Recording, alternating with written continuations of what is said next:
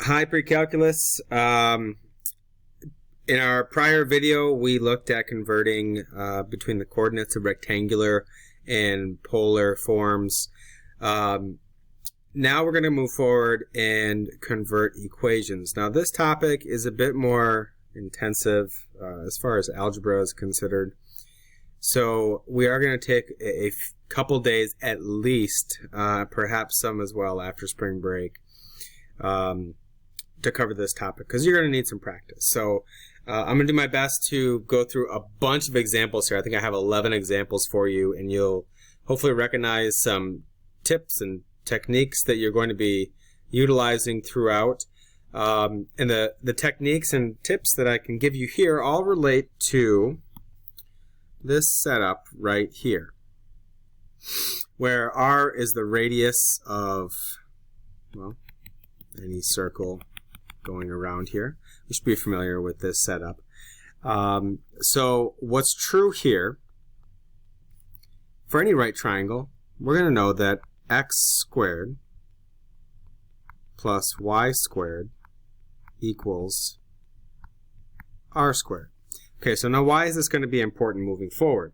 Well, what this equation does for us is it relates x and y, which are rectangular coordinates, to r, which is now in polar form. Okay, so to go back and forth from x and y's, which is our rectangular, to a radius and theta, which is polar form, we need a relationship between the x's and y's and the radius and the theta. Okay, so there's one relationship. Another relationship would be when we look at the cosine of theta.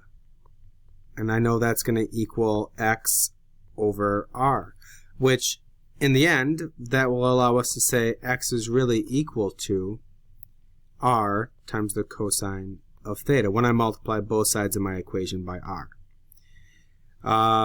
So that will be another relationship where x in rectangular form is related to radius and theta.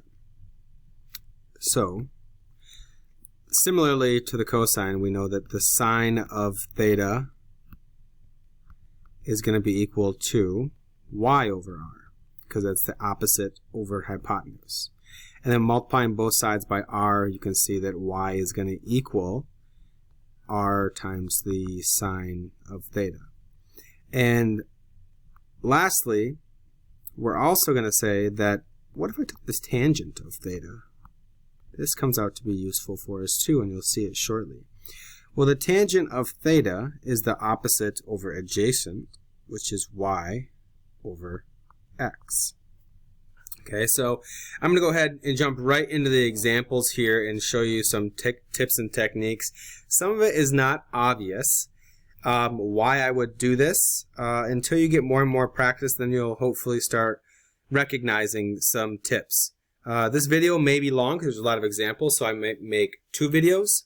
One going from polar to rectangular, and then the second one will be rectangular to polar. So looking at our first example here, r is equal to 2. So this is saying no matter in polar form what the angle is, your radius is always going to be 2. What it looks like, if I went a radius of 2, and then any angle I want, I could stop here, or I could have a radius of 2 and I could rotate up. I could have a radius of 2 and I could rotate down. I could rotate anywhere I want, anywhere along this circle that has a radius of 2. Is that important, what it looks like? No, it's just kind of a fun fact.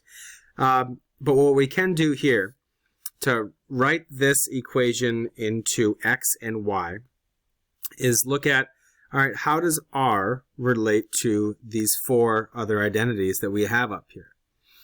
Now, if it was r squared, I could use number 1, because r squared is equal to x squared plus y squared, and we could just substitute.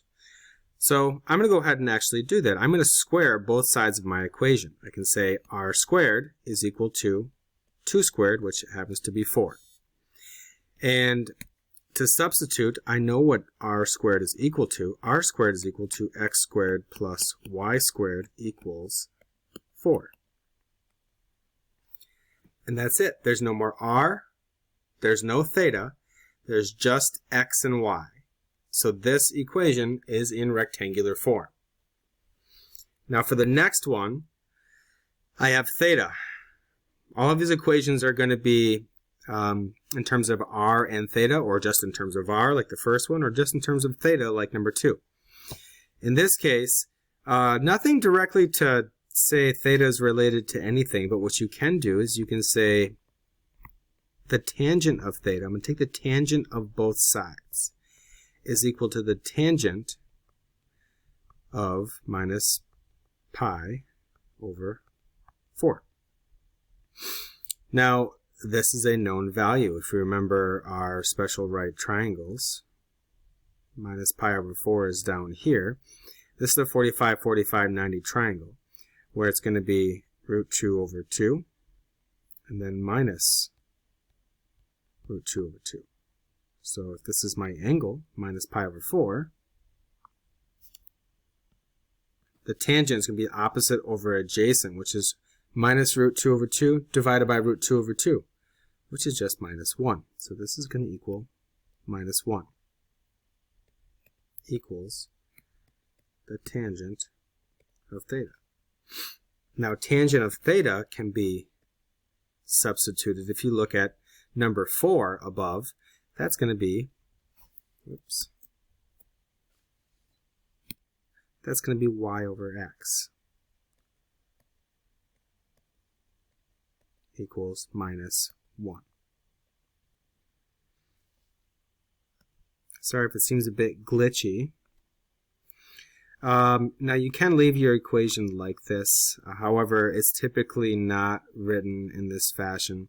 You'd multiply both sides by x, so you have y equals negative x. So this would be now in rectangular form. I have a y and an x, and I do not have a radius or a theta. For the next one, what you can do, now once again, I have that r similar to what we had in number 1. If it was r squared, bingo, I have number 1 and I can substitute. That cosine, if I could have r times cosine of theta, I could substitute an x. So those are the things that I'm going to be looking for, trying to make it an r squared, or trying to make it an r cosine of theta, or an r sine of theta, because that we'd be able to use 1, 2, and 3. So in this case, I'm going to multiply both sides by r. I'm not going to square both sides, but on the left side it will look like I'm squaring it. Just r times r is r squared. Then on the right side we'll have 4 times r times the cosine of theta. Now we can see that we can substitute for r cosine of theta, which is going to be x. And we already saw that r squared ends up being x squared plus y squared.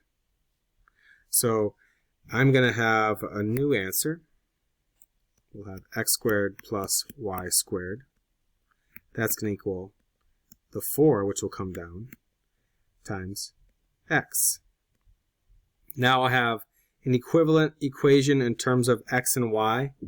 And if I were to plug that in my calculator and graph this in our Cartesian plane, not our polar form, but our Cartesian form, then you would see the same exact image.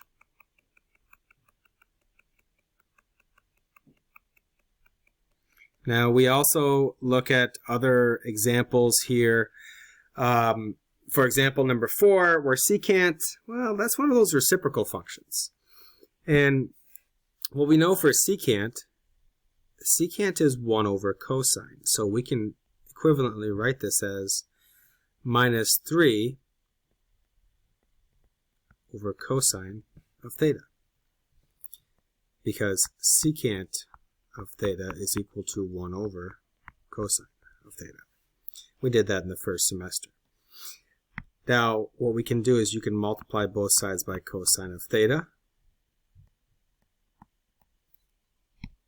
and you'll get on the left side r cosine of theta equals, cosine's reduced to 1 minus 3.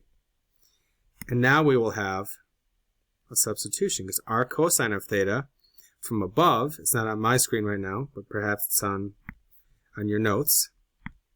And I hope you're taking notes on this stuff, because writing it out is going to help you remember it better. this is going to be x. So x will equal minus 3. No r, no theta, only an x and a y, or just an x or just a y. So now this is in rectangular form. So this polar form in Cartesian form just looks like the line x equals negative 3. Y can be anything, but x always has to be negative 3. So it's a vertical line. On number 5, I'm going to start off right away by multiplying both sides by the denominator so that we can get rid of the fraction. And what I'm seeing is that when I multiply r times each one of the bottom two terms, that's going to give me an x and a y, because I'll have r cosine of theta and r sine of theta. So carrying this out, I'm going to multiply both sides by cosine of theta plus 2 sine of theta. On the right-hand side, it's just going to be 4 now, because the denominator will cancel out. And I'll have r times the cosine of theta plus 2 sine of theta. And then as I distribute the r, I get my r cosine of theta plus 2r sine of theta equals 4. Now here's my substitution. So this will be x plus 2y equals 4. And that's a satisfactory answer because now I'm just in terms of x and y. Coming up in the next video, we're going to convert between rectangular to polar now. We're going to be going in the opposite direction. So stay tuned for this video. I'm limited to 15-minute videos. Right now we're at 12 minutes. Sorry if it's a bit long, but I hope this is helpful and that you can go back to it and refer to notes, pause it when you want to, and always take advantage of replying to me on our Google Classroom or Remind. Thanks for those of you that have reached out on Remind 101. Hopefully I've been helpful, and hopefully you're still learning and you're staying safe and healthy. I'll see you soon. Bye-bye.